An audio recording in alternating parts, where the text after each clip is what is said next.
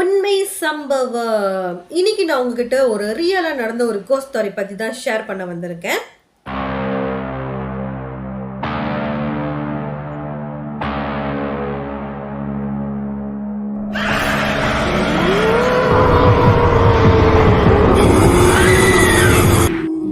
இந்த கதையை சொன்னவங்க பேர் வந்து வித்யா. இவங்களுக்கு வந்து இந்த சம்பவம் நடந்ததுனால இவங்க பயந்துக்கிட்டு இன்னமும் திருமணம் பண்ணாம இருக்காங்க. இவங்களோட கையில வந்து ஒரு மந்திரிச்ச ஒரு தாயத்தை அவங்க கட்டியிருக்காங்க. இந்த தாயத்தை கழட்டிட்டா இவங்க உயிருக்கே ஆபத்துன்னு அவங்க இன்னமும் அந்த தாயத்தை கையிலேருந்து கழட்டாம இருக்காங்க. அப்படி என்ன நடந்திருக்கோம் அப்படின்ற விஷயத்தை தான் இந்த வீடியோல நம்ம பார்க்க போறோம். உங்களுக்கெல்லாம் இது நியாயமாக இருக்கா? என் சேனலை இவ்வளோ பேர் பார்க்குறீங்க, ஆனால் சப்ஸ்கிரைப் பண்ண மாட்டீங்களே, மனசே உடஞ்சி போகுது. மறக்காமல் ஒரு சப்ஸ்கிரைப் பட்டனை தட்டி விட்டுடுங்கப்பா. நீங்கள் தட்டி விட்டால் தான் நான் போடுற இந்த வேஷத்துக்கு எனக்கு ஏதாவது கிடைக்கும். உங்களுக்கு புரியணும்னு நினைக்கிறேன். மறக்காமல் சப்ஸ்கிரைப் பண்ணிவிடுங்க. ஆனால் நிறைய பேர் நான் சொன்னதுக்கு அப்புறமா என் சேனல் சப்ஸ்கிரைப் பண்ணி லைக் பண்ணி நிறைய பேர் ஷேரும் பண்ணியிருக்கீங்க. உங்கள் எல்லாத்துக்குமே ரொம்ப நன்றி. வாங்க நம்ம பயந்துக்கிட்டே கோஸ்ட் ஸ்டோரியை கேட்போம். இந்த சம்பவம் எப்போ நடந்துச்சு பார்த்தீங்கன்னா 2018 அந்த மாதிரி டைமில் நடந்திருக்கு. இந்த வித்யா இருக்காங்களே, அவங்க வந்து ஒரு வேலை செய்கிறாங்க. அந்த இடத்துலேருந்து இவங்க ஹோம் டவுனுக்கு ரொம்ப தூரம். அதனால இவங்க வந்து ஒரு வீடு எடுத்து தங்கி வேலை செய்கிறாங்க. அந்த வீட்டில் வந்து இவங்க மட்டும் தங்காமல் இவங்க சித்தி அப்புறம் இவங்களோட தம்பி இவங்க எல்லாமே ஒரு வீடு எடுத்து இந்த வேலைக்கு போயிட்டு வந்துக்கிட்டு இருக்காங்க. இவங்களுக்கும் வித்யாவுக்கும் அவங்க சித்திக்கும் ஒரே ஷிஃப்ட்டு தான். 10 மணிக்கு போனாங்கன்னா ஒரு 8:30 நைட்டு இந்த மாதிரி வந்துடுவாங்க. ஆனால் அவங்க தம்பிக்கு வந்து அப்படி கிடையாது. அவருக்கு வந்து ஷிஃப்ட்டு வந்து எப்போதுமே மாறி மாறி வந்துக்கிட்டு இருக்கோம். ஒரு நாள் என்ன ஆகுதுன்னா, மே மாதம் போல் ஒரு அமாவாசை டைம் நடக்குது. அப்போ உடனே அவங்க சித்தி சொன்னாங்க, எனக்கு ஊரில் கொஞ்சம் வேலை இருக்குது, நான் போயிட்டு வரேன், நீ பத்திரமா இருந்துக்கோ அப்படின்னு சொன்னாங்க. அப்போ உடனே வித்யா சொல்கிறாங்க, ஓகே நீங்கள் பார்த்து போங்க சித்தி அப்படின்னு சொன்னாங்க. அதான் தம்பி இருக்கானே அப்படின்னு சொல்கிறாங்க. மறுநாள் காலையில் வந்து இந்த வித்யா அவங்க நார்மலாக வேலைக்கு போயிருக்காங்க. வேலைக்கு போயிட்டு நார்மலாக 8:30 மணி முடிஞ்சு இவங்க வீட்டுக்கு வந்துட்டாங்க. அன்றைக்கின்னு பார்த்தா அன்றைக்கி தம்பி வந்து நார்மலாக 10 மணிக்கு தான் வேலைக்கு முடிஞ்சு வீட்டுக்கு வருவாரா. அந்த டைமில் வந்து இவங்க மட்டும்தான் வீட்டில் இருக்காங்க. சரியான மழையாக இருக்கா. பயங்கரமாக மழை பெஞ்சதுனால அந்த ஏரியா ஃபுல்லாக வந்து கரண்ட் வந்து கட் ஆயிடுச்சு.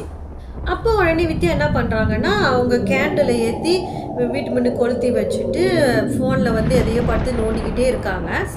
அவங்க வந்து வெயிட் பண்ணிட்டு இருக்காங்க தம்பி வர்ற வரைக்கும். மணி ஒரு 9 இருக்கும். அந்த டைமில் வந்து வித்யாவுக்கு வந்து வாஷ்ரூம் வருது. வாஷ்ரூம் போகலாம் அப்படின்னு சொல்லி பிளான் பண்ணிவிட்டு இவங்க நடந்து போய்கிட்டு இருக்காங்க. இவங்க வீடு எப்படி இருக்கும்னா, ஹாலு, கிச்சனு, ஒரு ரூம்பு, அப்புறம் வாஷ்ரூம் இந்த மாதிரி தான் இருக்குது. அப்போ உடனே நடந்து போயிட்டுருக்காங்க. இப்போ இவங்களுக்கு என்ன ஃபீல் ஆகுதுன்னா, இவங்க பின்னாடி வந்து யாரும் இவங்களை ஃபாலோ பண்ணுற மாதிரி இவங்களுக்கு வந்து ஃபீல் ஆகுது. ஆனால் இவங்க வந்து நார்மலாகவே சரியான பயந்தாங்கோலிட்டுன்னு அவங்களே சொல்லியிருக்காங்க. அப்போ இவங்க என்ன பண்ணுறாங்கன்னா, இவங்க ஃபோனில் வந்து டார்ச்சை ஆன் பண்ணிவிட்டு நம்மள வாஷ்ரூம் போயிட்டு ஃபேஸ் வாஷ்லாம் பண்ணிவிட்டு மறுபடியும் அதே இடத்துல வந்து உக்காந்துருக்காங்க. அப்போ இவங்க உட்காந்துருக்க அந்த டைம் என்ன ஆகுதுன்னா, இவங்களுக்கு வந்து ஏதோ ஒன்று உருவம் அங்கே நிற்கிற மாதிரி அந்த மாதிரி உங்களுக்கு ஃபீல் ஆயிருக்கு. அப்போ திடீர்னு என்ன ஆகுதுன்னா, இவங்க தான் முன்னுக்கு கேண்டில் கொளுத்தி வச்சுருக்காங்க. அந்த கேண்டில் முன்னுக்கு ஒரு உருவம் வந்து நின்றுட்டு டக்குன்னு மறைஞ்சிருது, மறுபடியும் வந்து நின்றுட்டு டக்குன்னு மறையுது. அந்த மாதிரி இருந்தாலும் இவங்களுக்கு பயங்கர பயம் ஆயிடுச்சு. என்ன பண்ணுறதுன்னே இவங்களுக்கு தெரியல. அப்போ உடனே இவங்க என்ன பண்ணுறாங்களோ, அவங்களோட அம்மாவுக்கு வந்து கால் பண்ணுறாங்க. கால் பண்ணி நடந்த விஷயத்த வந்து சொல்கிறாங்க. அப்போ உடனே அவங்க அம்மா ஃபோனில் என்ன சொல்கிறாங்கன்னா, நீ சும்மாவே எடுத்ததுக்கெல்லாம் பயந்துக்கிட்டு இருப்ப. இதெல்லாம் நீ ஒன்றும் பெருசாக எடுத்துக்க, அதெல்லாம் ஒன்றும் கிடையாது. நீ சும்மா பயத்தில் இப்படிலாம் பேசிகிட்டு இருக்க, நீ பேசாமல் சாப்பிட்டு போய் தூங்கு, நான் தம்பிகிட்ட கால் பண்ணி சொல்கிறேன் அப்படின்னு அவங்க அம்மா சொல்லி ஃபோனை வைக்கிறாங்க. அப்போ உடனே இவங்க ரொம்ப பயப்படுறாங்க, என்னடா நம்ம சொல்லியும் அம்மா கேட்க மாட்றாங்களே அப்படின்ட்டுன்னு. அப்போ உடனே இவங்க என்ன பண்ணுறாங்கன்னா, என்ன பண்ணுறது தெரியாமல் அழுந்துக்கிட்டு இருக்காங்க. கிட்டத்தட்ட அவங்க தம்பி வர்ற வரைக்கும் இவங்க வந்து அழுந்துக்கிட்டு தான் இருக்காங்க. மணி ஒரு 10 ஆகுது. அவங்க தம்பி வீட்டுக்குள்ளே வராரு. அப்போ அவங்க தம்பி வந்தானே இவங்க வந்து நடந்த எந்த விஷயத்தையுமே சொல்லலை. ஏன்னாக்கா ஆல்ரெடி அவர் வந்து கலாய்ப்பார் போல். அதனால் இதை சொன்னால் இன்னும் நம்மளை ஏதாவது கலாய்ப்பான் அப்படின்னு சொல்லிட்டு இவங்க எதுவுமே சொல்லலை. ஸோ நார்மலாக சாப்பிட்டுட்டு படுக்க போகிறாங்க. ஸோ நார்மலாக படுக்கும்போது இவங்களும் இந்த வித்யாவும் அவங்களோட சித்தியும் தான் ரூமில் படுப்பாங்க. தம்பி வந்து ஹாலில் படுப்பார். இப்போ சித்தி இல்லாத காரணத்தினால இவங்க என்ன பண்ணுறாங்கன்னா, சரி தம்பி கூட படுத்துடலான்னு சொல்லிட்டு ஹால்லே இவங்க படுக்கிறாங்க. ஸோ படுத்து கொஞ்ச நேரத்தில் இவங்களுக்கு அங்கே இன்னமும் சில அமானுஷ விஷயங்கள் நடக்குது. நார்மலாக மணி ஒரு 11 ஆகினானா அவங்க தம்பி ஃபோனெல்லாம் நோண்டிட்டு அவரும் தூங்கிட்டாரு. அதுக்கப்புறம் இவங்களும் வித்யாவும் தூங்கிட்டாங்க. அப்போ என்ன ஆகுதுன்னா, கரெக்டாக மணி ஒரு 12 ஆகுது. 12 ஆகும்போது தலைமைட்டுக்கு மேலே இருக்கிற இந்த வித்யாவோட ஃபோன் வந்து அலாம் அடிக்குது. ஸோ அலாம் அடித்தானே, நான் இந்த டைமில் அலாம் வைக்கவே இல்லையே, எப்படி அலாம் அடிக்குது அப்படின்ட்டுன்னு இவங்க எடுத்து பார்க்குறாங்க. உங்களே ஃபோனில் வந்து யாரும் அலாம் வச்சுருக்காங்க. ஸோ அதை பார்த்தோன்னா அவங்களுக்கு ஒரே பதட்டமாயிடுச்சு. ஐயோ நம்ம அலாம் வைக்கலையே, யார் வச்சுருப்பா அப்படின்னு ஒரு பதட்டத்திலே முழிச்சுக்கிட்டே அப்படியே கண்ணை மூடுறாங்க. அதுக்கப்புறம் ஒரு ½ hour சென்று என்ன நடக்குதுன்னா, இவங்களோட வீட்டு மின் டோரை வந்து யாரோ தட்டுற மாதிரி அப்படியே நகத்தை வச்சு கீறுற மாதிரி பயங்கரமாக சத்தம் கேட்டிருக்கு. ஸோ கேட்டோடனே இவங்களுக்கு வித்யாவுக்கு வந்து பயங்கர பயம் வந்துருச்சு. ஐயோ தம்பி எப்படியாவது எழுப்பிடுவோம், தம்பிகிட்ட சொல்லிடலாம் அப்படின்னு சொல்லி இவங்க வந்து எவ்வளையோ ட்ரை பண்ணுறாங்க. அவங்களால எதுவுமே பண்ண முடியல. அவங்க கை உடம்பு எதுவுமே மூவ் பண்ண முடியல. வாயை திறந்து கத்தி கத்தி கூப்பிட்றாங்க. அதுவும் அவங்க தம்பிக்கு கேட்கல. ஏன்னாக்கா அவங்களால எதுவுமே பண்ண முடியல. இந்த பேய் அமுத்திருச்சு சொல்லுவாங்களே, அந்த மாதிரி அவங்களுக்கு நடக்குது. ஸோ கிட்டத்தட்ட அவங்க வந்து 4 மணி வரைக்கும் போராடிட்டு இருந்திருக்காங்க. அதுக்கப்புறம் என்ன ஆகிக்குதா, நார்மலாக வந்து 4 மணி போல் வந்து அவங்க தம்பி வந்து வாஷ்ரூம் போவாரா. ஸோ அவர் வந்து 4 மணிக்கு எழுந்துச்சி வாஷ்ரூம் போயிட்டு வந்து மறுபடியும் படுத்து தூங்கிட்டாரு. அப்போ இவங்க வந்து அவங்க தம்பிக்கிட்ட வந்து எதுவுமே சொல்ல. அப்போ அதுக்கப்புறம் வந்து இவங்க வந்து நார்மலாக இருக்காங்க. ஆனால் வந்து தம்பிக்கிட்ட எதுவுமே சொல்லலை. சொன்னால் அவன் எதுவும் பயந்துட போகிறான் அப்படின்ட்டு எதுவுமே சொல்லாமல் பயந்துக்கிட்டே தூங்காமல் 7 மணி வரைக்கும் அப்படியே பயந்துக்கிட்டே இருந்திருக்கிறாங்க. அதுக்கப்புறம் மணி 7 ஆனானா அவங்க தம்பி வந்து காலையில் எழுந்துச்சி வேலைக்கு கிளம்பி அவர் வேலைக்கு போயிட்டாரு. அப்போ உடனே இவங்க என்ன பண்ணுறாங்கன்னா, அவங்க அம்மாவுக்கு கால் பண்ணிவிட்டு அவங்க அம்மா கிட்ட நடந்தது எல்லாத்தையுமே சொல்கிறாங்க. ஸோ எல்லாத்தையும் சொன்னோன்னா அவங்க அம்மா என்ன சொல்கிறாங்கன்னா, ஸோ இன்றைக்கி நீ வேலைக்கு போயிட்டு நேராக இங்கே நம்மளோட ஊருக்கு வந்துடு, இங்கே வந்து நம்ம எல்லாம் பார்த்துக்கலாம், ஒரு 2-3 நாள் லீவு சொல்லிட்டு வந்துடு அப்படின்னு சொல்கிறாங்க. அதுக்கப்புறம் வந்து வித்யா வந்து அவங்க அம்மா கிட்ட சரின்னு சொல்லிட்டு அதுக்கப்புறம் அவங்க வந்து ஆஃபீஸ் போகிறாங்க. ஸோ ஆஃபீஸ் போயிட்டு அவங்க ஃப்ரெண்ட்ஸுக்கிட்டலாம் நடந்த விஷயத்த சொல்கிறாங்க. அப்போ வந்து அவங்க யாருமே நம்பலை. அவங்க எல்லாமே கலாய்ச்சிட்டு சிரிச்சிட்டு இருக்காங்க. அதுக்கப்புறம் இவங்க என்ன சொல்கிறாங்கன்னா, ஸோ நான் வந்து நாளையிலேருந்து ஒரு 3 நாளைக்குள்ள நான் வரமாட்டேன், நான் லீவ் போட்டு நான் ஊருக்கு போகிறேன் அப்படின்னு சொன்னாங்க. சொல்லிவிட்டு அதுக்கப்புறம் லைட்டாக இப்படி திரும்புகிறாங்க. அந்த இடத்துல டக்குன்னு ஒரு பயங்கரமான பெரிய உருவம் வந்து அவங்க முன்னுக்கு நின்றுருக்கு. ஸோ அதை பார்த்த உடனே அவங்களுக்கு ஆணு கத்தி அங்கேயே மயக்க போட்டு விழுந்துட்டாங்க. அதுக்கப்புறம் என்ன இருக்குன்னா, அந்த ஆஃபீஸில் இருக்கிறவங்க வந்து அவங்கள கூப்பிட்டுக்கிட்டு ஹாஸ்பிட்டலுக்கு போயிட்டு விட்டுருக்காங்க. அப்போ ஹாஸ்பிட்டலில் பார்த்ததில் டாக்டர் என்ன சொல்லியிருக்காருன்னா, இவங்க எதையும் பார்த்து பயந்துருக்காங்க அப்படின்னு சொல்லி டாக்டர் சொல்லியிருக்காரு. மற்றபடி ஒன்றும் இல்லை அப்படின்னு சொல்லிட்டாரு. அதுக்கப்புறம் என்ன ஆகுதுன்னா, நார்மலாக மணி 8:30 ஆகுது. ஸோ 8:30 ஆனானா அந்த ஆஃபீஸில் வேலை செய்கிறவங்க அவங்க ஃப்ரெண்ட்ஸ் எல்லாம் என்ன பண்ணுறாங்கன்னா, இவங்கள பஸ் ஏற்றி விட்றாங்க ஊருக்கு போகிறதுக்கு. ஸோ இவங்களும் வீட்டுக்கு வந்து சேர்ந்துட்டாங்க. ஸோ வீட்டில் வந்து சேர்ந்தானா இவங்களோட மாமாவும் இவங்க அம்மாவும் இவங்கள பார்த்துட்டு, நீ ஏன் இப்படி இருக்கிறீங்க, இப்படி மூஞ்செல்லாம் கருவடைஞ்சு போய் கிடக்கு அப்படின்னு சொல்லி திட்டுறாங்க.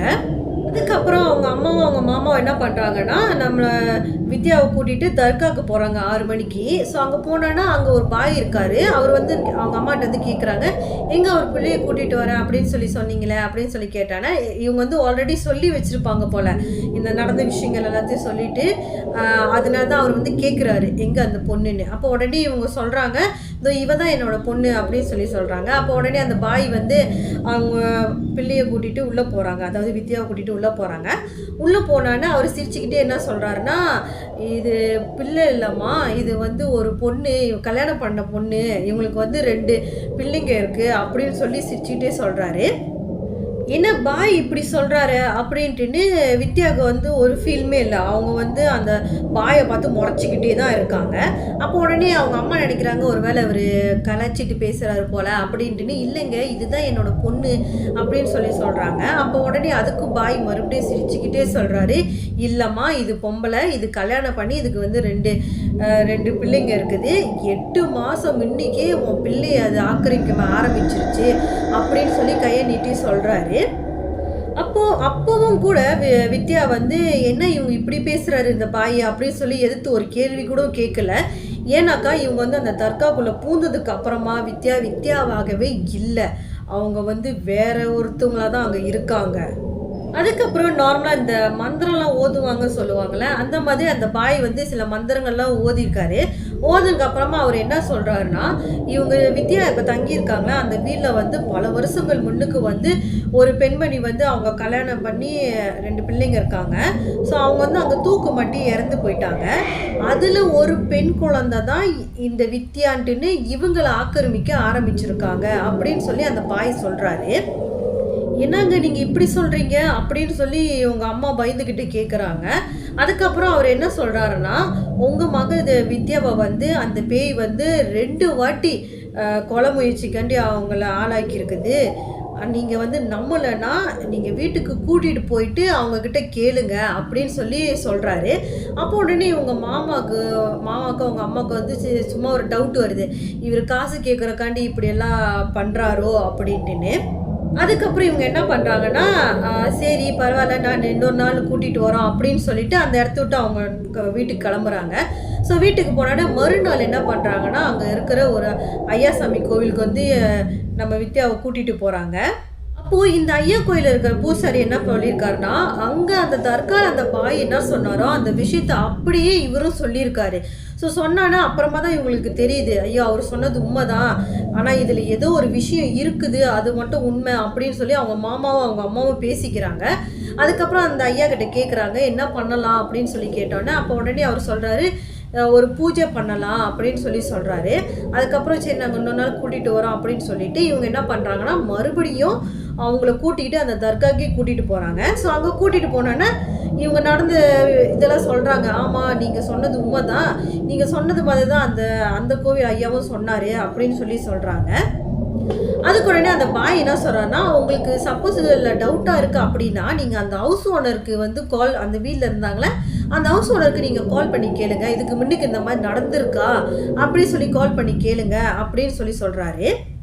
அப்போது அவங்க அம்மா வந்து அந்த ஹவுஸ் ஓனருக்கு கால் பண்ணி கேட்டிருக்காங்க, இந்த மாதிரி இந்த வீட்டில் வந்து உண்மையிலே தூக்கு மாட்டி இறந்துருக்காங்களா அப்படின்னு சொல்லி கேட்டானே. அப்போ உடனே அந்த ஹவுஸ் ஓனர் ஆமாங்க இறந்துருக்காங்க, ஒரு 2 வருஷம் முன்னுக்கு இந்த மாதிரி இறந்து போயிருக்காங்க அப்படின்னு சொல்லியிருக்காரு. அது மட்டும் இல்லாமல் அது வந்து வேறு யாரும் இல்லை, என்னோட மருமக தான், 2 பிள்ளைங்க இருக்குது அப்படின்னு சொல்லி சொன்னோன்னா அவங்க அம்மாவுக்கு பயங்கர ஷாக் ஆச்சு. அதுக்கப்புறம் அவங்க அம்மா வந்து என்ன கேட்குறாங்களா, அந்த பாய் இருக்கார் பேய் விட்டுருக்கால அவர்கிட்ட கேட்குறாங்க, என்னதான் பாய் செய்யலாம் அப்படின்னு சொல்லி கேட்குறாங்க.